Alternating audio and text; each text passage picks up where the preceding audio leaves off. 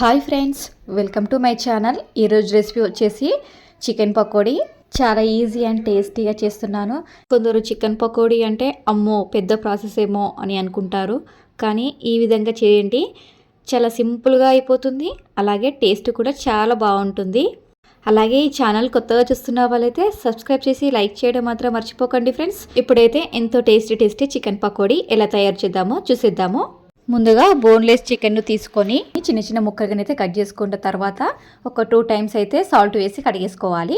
ఇలా కడిగేసిన తర్వాతనే 1/2 table spoon salt, 1/2 table spoon కారం, 1 టేబుల్ స్పూన్ ధనియాల పొడి, 1/2 టీ స్పూన్ పసుపు, 1/2 టేబుల్ స్పూన్ అల్లం వెల్లుల్లి పేస్ట్, 1/2 టీ స్పూన్ చికెన్ మసాలాను అయితే వేసుకున్నాను.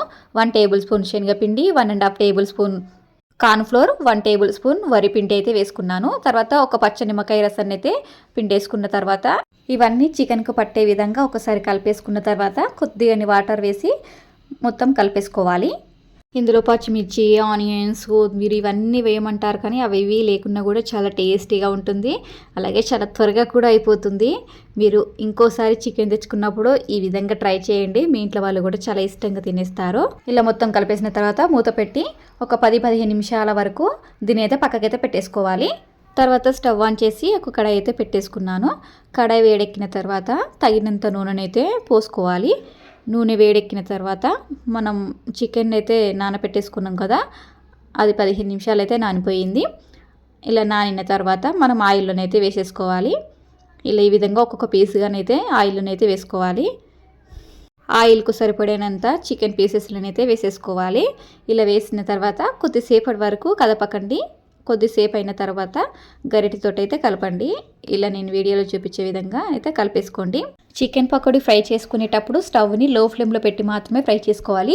హై ఫ్లేమ్లో పెట్టారనుకోండి పైన కలర్ చేంజ్ అవుతుంది, క్రిస్పీగా అవుతుంది, లోపల మాత్రం చికెన్ అనేది ఉడకదు.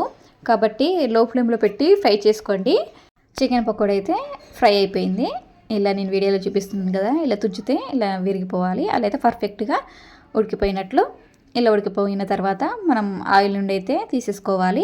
ఇందులో ఎలాంటి ఫుడ్ కలర్ వేయకున్నా సరే మంచి రెడ్ కలర్లోనైతే చికెన్ పకోడీ వచ్చింది. ఫుడ్ కలర్ హెల్త్కు అంత మంచిది కాదు కాబట్టి నేనైతే స్కిప్ చేశాను. మీరు కావాలి అనుకుంటే ఫుడ్ కలర్ వేసుకోవచ్చు. చికెన్ మొత్తం ఇదే విధంగా ఫ్రై చేసేసుకోవాలి. అంతేనండి, ఎంతో సింపుల్గా మన ఇంట్లోనే చికెన్ పకోడీని అయితే తయారు చేసుకోవచ్చు. చాలా అంటే చాలా టేస్టీగా వచ్చింది. మీరు కూడా ట్రై చేయండి. ఈ రెసిపీ మీకు నచ్చినట్లయితే ఒక లైక్ చేయండి. లైక్ చేయడం మాత్రం మర్చిపోకండి. వీడియో చూసిన ప్రతి ఒక్కరూ లైక్ చేయండి. అలాగే ఛానల్ కొత్తగా చూస్తున్న వాళ్ళైతే సబ్స్క్రైబ్ చేసుకోవడం మాత్రం మర్చిపోకండి friends. Thank you for watching this video.